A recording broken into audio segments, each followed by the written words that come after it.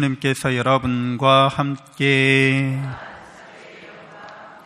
마르코가 전한 거룩한 복음입니다. 그때 예수님께서 호숫가로 나가셨다. 군중이 모두 모여오자 예수님께서 그들을 가르치셨다. 그들의 길을 지나가시다가 세간에 앉아있는 알페오의 아들 레위를 보시고 말씀하셨다. 나를 따라라. 그러자 레위는 일어나 그분을 따랐다. 예수님께서 그의 집에서 음식을 잡수시게 되었는데 많은 세리와 죄인도 예수님과 그분의 제자들과 자리를 함께하였다. 이런 이들이 예수님을 많이 따르고 있었기 때문이다. 바리사이파 율법학자들은 예수님께서 죄인과 세리들과 함께 음식을 잡수시는 것을 보고 그분의 제자들에게 말하였다. 저 사람은 어째서 세리와 죄인들과 함께 음식을 먹는 것이요? 예수님께서 이 말을 들으시고 그들에게 말씀하셨다.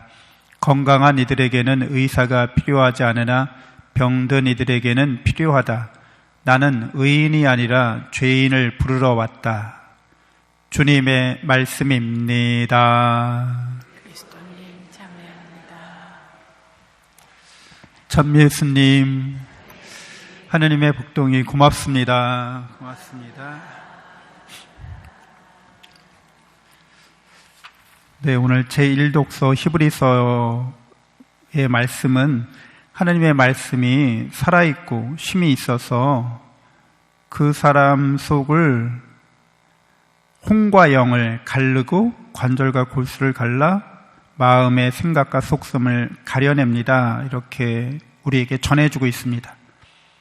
그 하느님 말씀, 곧 하느님께서 영적으로 우리를 창조하신 분이라는 거죠.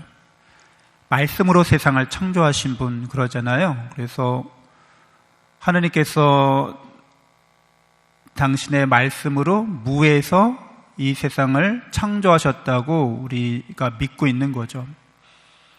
그렇기 때문에 우리가 이 세상은 본래 무라는 거잖아요. 본래 없었던 거라는 거죠. 근데 하나님께서 말씀으로 있게 만드신 거죠.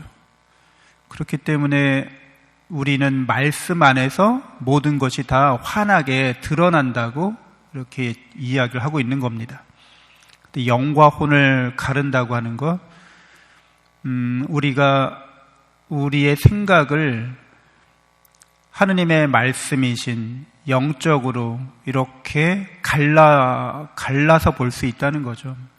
우리는 인간적인 생각을 합니다. 이렇게 우리가 어떤 인간적인 생각을 하는데 그 인간적인 생각에 대해서 하느님께서 어떻게 그 생각을 보고 계신지, 우리에게는 그것이 양심으로 아니면 진실로 내 생각에 대해서 이렇게 바라보게 하는 것이죠.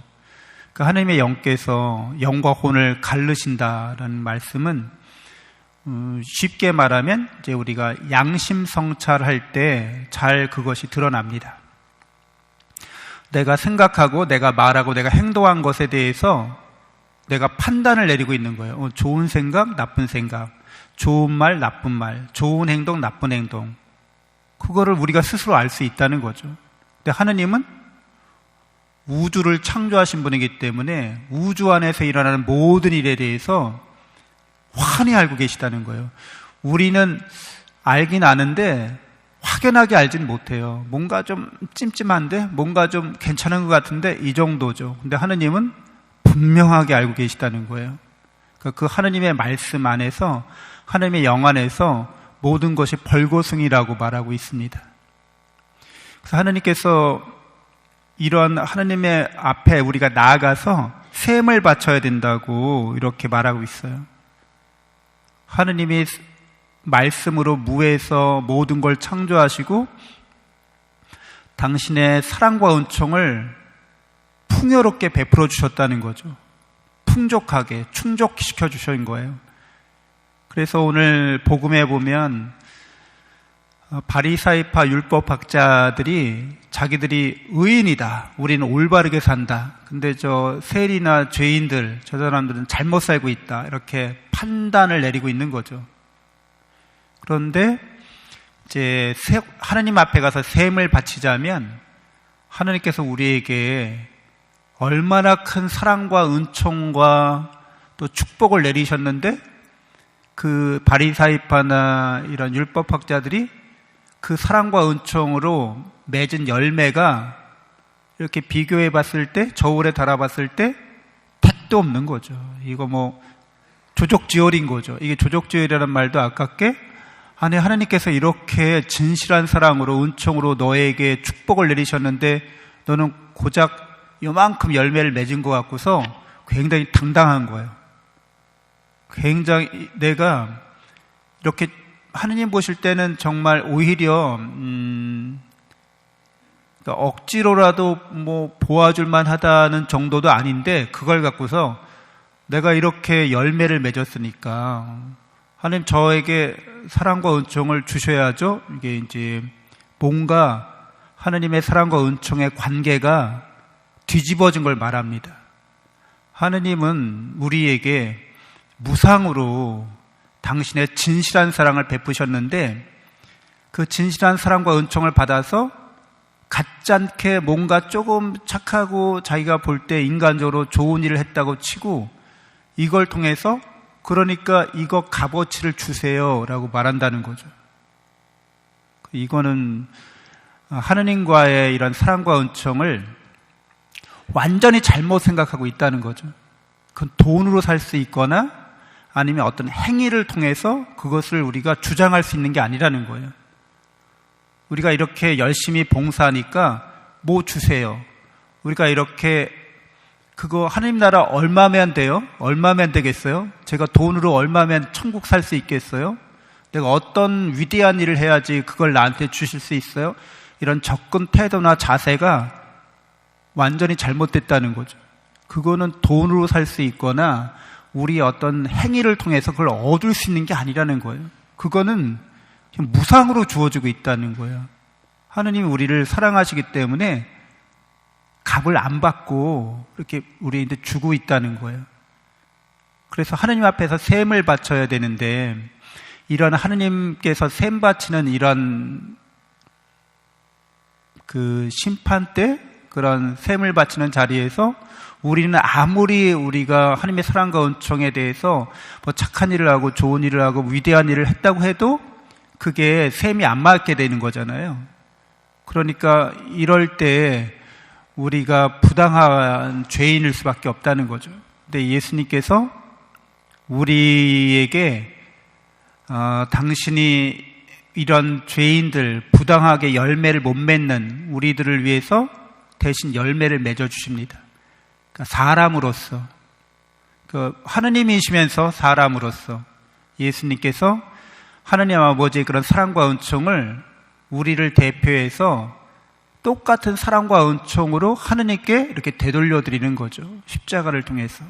그래서 예수 그리스도를 따르는 사람들, 예수 그리스도를 믿는 사람들, 예수 그리스도의 제자들은 예수님을 통해서 구원을 받는다고 오늘 제1독서는 우리에게 이야기해주고 있습니다. 오늘 세리와 죄인들, 의인에게는 그 건강한 사람에게는 의사가 필요하지 않지만 병든 사람에게는 의사가 필요하다고 얘기하죠. 그러면서 바리사이파나 율법학자들에게 이 사람들을 병든 사람들을 자비롭게 의사의 마음으로 보라고 우리에게 이야기해주고 있습니다. 우리는 우리 자신이 하느님 앞에 정말 부족하고 부당하지만 예수님을 통해서 치유를 받는 사람들인 거죠. 그렇기 때문에 우리 역시 이제 우리보다 저 사람 왜 저래? 이런 사람들이 있잖아요. 여러 가지 면에서 부족한 사람들이 있잖아요.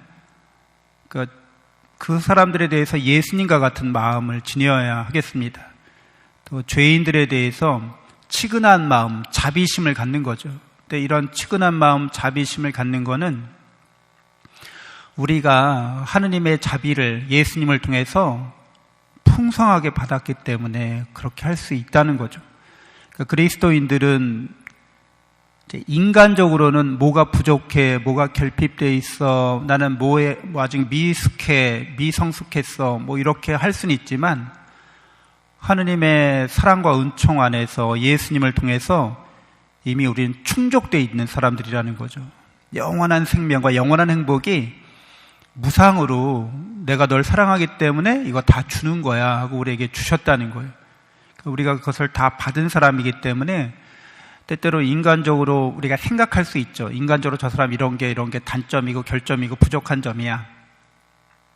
그런데 우리가 영적으로 이미 하나님의 사랑과 은총을 충만히 받았기 때문에 저 사람이 잘 되어가려면, 예수님의 제자가 되고 예수님을 닮아가려면 내가 어떻게 저 사람을 대해야 하는가, 저 사람을 자비롭고 또 관대한 마음으로 일단 그 사람을 대할 수 있는 그런 바탕이 우리 안에 있어야겠습니다.